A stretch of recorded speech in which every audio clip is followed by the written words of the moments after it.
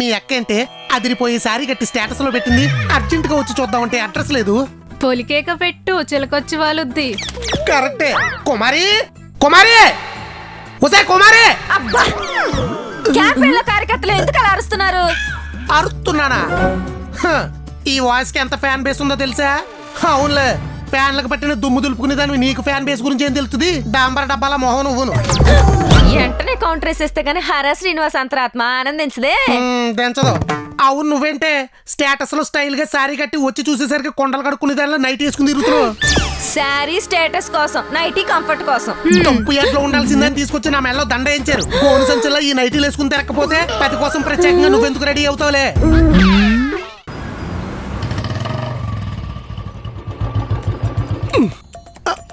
అమ్మా, దీనమ్మ తలకాయ. ఆహా, సమ్మగొంది.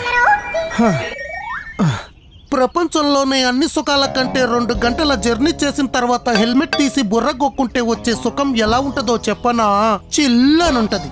కానీ హెల్మెట్ లేకపోతే హెచ్ అంటే హెడ్, ఈ అంటే ఇయర్స్, ఎల్ అంటే లిప్స్, ఎం అంటే మౌత్, ఈ అంటే ఇయర్స్, టీ అంటే టీత్, ఇవన్నీ పళ్ళు అంటాయి.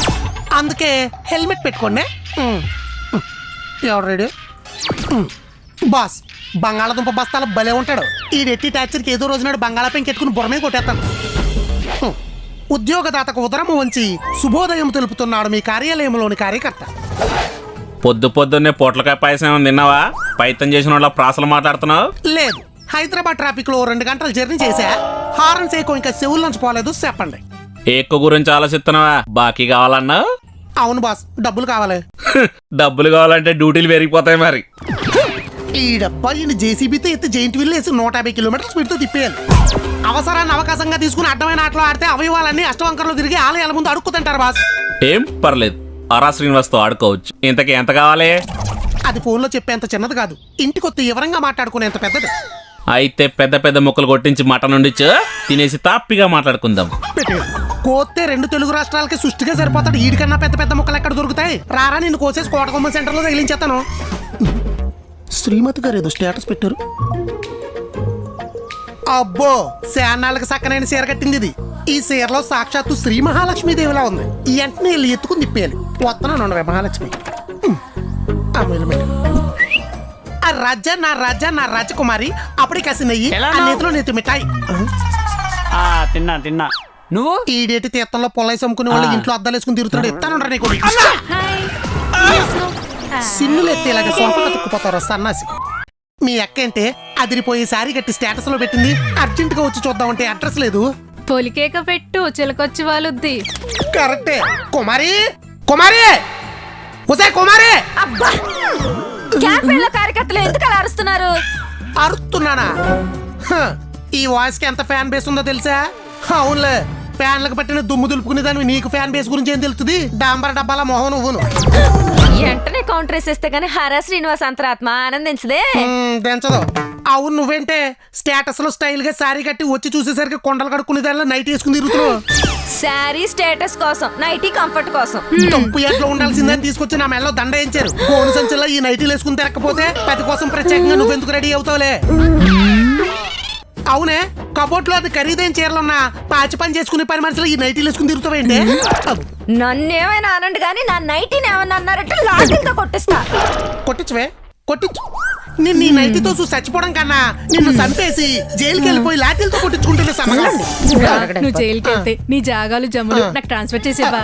ట్రాన్స్ఫర్ చెయ్యాలా? ట్రాన్స్ఫార్మర్ కట్టేసి వోల్టేజ్ మొత్తం ఒంట్లోకి ఎక్కిచ్చేస్తాను. వంట మూకల్లో ఓటవో నువ్వును. స్టేటస్ లో దీన్ని శారీలో చూసి ఓ సరదా పడిపోయా. నైటీలో చూసి నీరసం వచ్చిందా? జ్యూస్ తీసుకురారా, బావకు నీరసం వచ్చిందంట. సరే అమ్మాయి గారు. ఏం చూస్తావు తవ్వా? నువ్వు మధ్యలోకి వచ్చావంటే దీన్ని నైటీల మధ్యలో వేసి మంటెట్టేస్తా. అప్పుడు మీ చొక్కాలకి ప్యాంట్లకి చిల్లులు పెట్టి వంటగదిలో మసిగుడ్డలా వాడతా. అసలు ఈ నైటీ మా ఒంటి మీద ఉంటే మీకెన్ని తంటలు తప్పుతాయి తెలుసా? గుళ్ళో గంట కొట్టినట్టు కొట్టేస్తాను. ఇల్లంతా రీసౌండ్ వచ్చేది నీ నైటీకి నాకు లింక్ ఎట్టావంటే. నువ్వు నైటీలు వేసుకుంటే నాకు లాభం ఏంటే?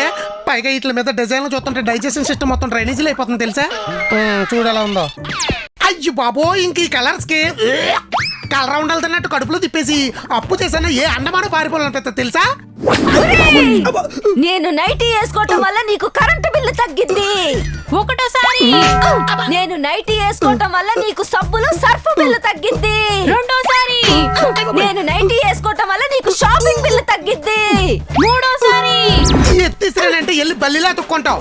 ఆ బిల్లులకి నీ నైటీలకి సంబంధం ఏంటే? ఉంది. నేను నైటీ వేసుకోవటం వల్ల ఏసీ వేసుకోను. కరెంట్ బిల్ కలిసి వస్తుంది. నైటీ వేసుకోవటం వల్ల చీరలు ఎక్కువ కట్టకపోవటం వల్ల బతుకును. రేషన్ బిల్ కలిసి వస్తుంది. పుట్టినరోజు నాడు పట్టు చీరలు కొనకపోయినా 4 నైటీలు కొనిస్తే నైట్ అంతా ఆనందపడతాను రా నేను. షాపింగ్ బిల్ కలిసి వస్తుంది. పొయ్యి మీద పాల గిన్నెలు దించాలన్నా నాప్కిన్ కు బదులు నైటీ వాడతా. దించిన గిన్నెలు కడిగాక చేతులు తుడుచుకోవడానికి అదే నైటీ వాడతా. బూజులు దులిపేటప్పుడు నల్లా దగ్గర నీళ్లు పట్టేటప్పుడు తెల్లారేసరికి చిందరవందరగా ఉన్న ఇల్లంతా సర్ది మాసిన బట్టలు ఉతికి వెంటనే వంట చేసి నీకు బాక్స్ పెట్టడానికి ఈ నైటీ ఎంత కంఫర్ట్ గా ఉంటుందో తెలుసా? చివరికి నీకు అన్నం పెట్టేటప్పుడు ఆ ప్లేట్ కూడా ఈ నైటీతోనే చూస్తారా? గుడ్డు తెలుసురా నీకు నైటీ గురించి? నువ్వు నైటీల గురించి ఆపకపోతే నేను లుంగిల గురించి మొదలెడతా. ఒరే బావ ఇప్పుడు లుంగిల్ గురించి ఒక అరగంట మాట్లాడతాడు. పదరా మన రీల్స్ చేసుకుందాం. నేను కూడా ఈ నైటీతో ట్రెండింగ్ రీల్ ఒకటి చేస్తా పదా. బైండింగ్ వైర్ ఇచ్చి కొట్టానంటే ఒళ్ళంతా మైసూర్ బొండాల బొబ్బలో చెత్త కూర్చోండి. నువ్వు నైటీ గురించి నాన్ స్టాప్ గా ఇన్ని నిగూఢ రహస్యాలు బయటెట్టావు కాబట్టి ఇక నుండి ఈ ఇంట్లో నైటీ వేసుకుని తిరగకూడదని కొత్త జీవో అమలు చేస్తున్నా.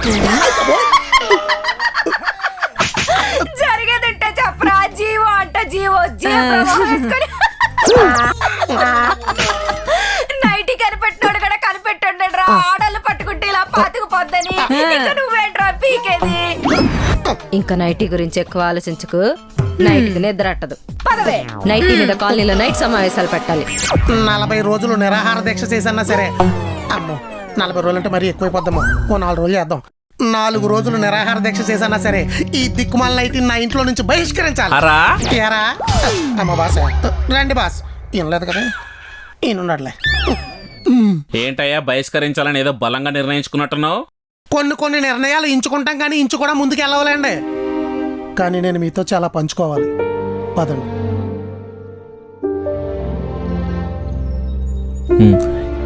ఇల్లు మాత్రం బాగా కుదిరింది అయ్యారా నీకు?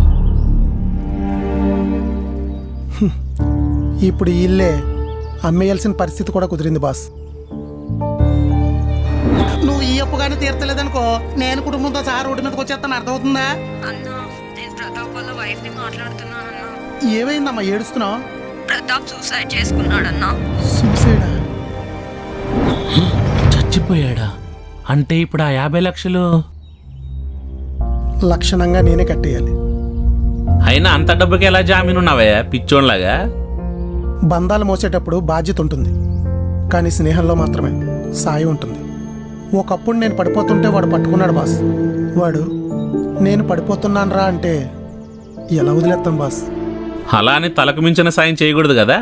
తల తెగినా మనకు సాయం చేసిన స్నేహితుడు కష్టాల్లో ఉన్నాడంటే సాయం చేయాలి బాస్. అవసరాల్లో ఉన్నప్పుడు చేయి చాచి ఆపదలో ఉన్నప్పుడు మొహం తిప్పుకుంటే మనుషులకి విలువే ఉంటుంది బాస్. మరి ఇంత డబ్బు? మీరు పోయిన డబ్బు గురించి ఆలోచిస్తున్నారు, నేను నా స్నేహితుడు కుటుంబం గురించి ఆలోచిస్తున్నాను.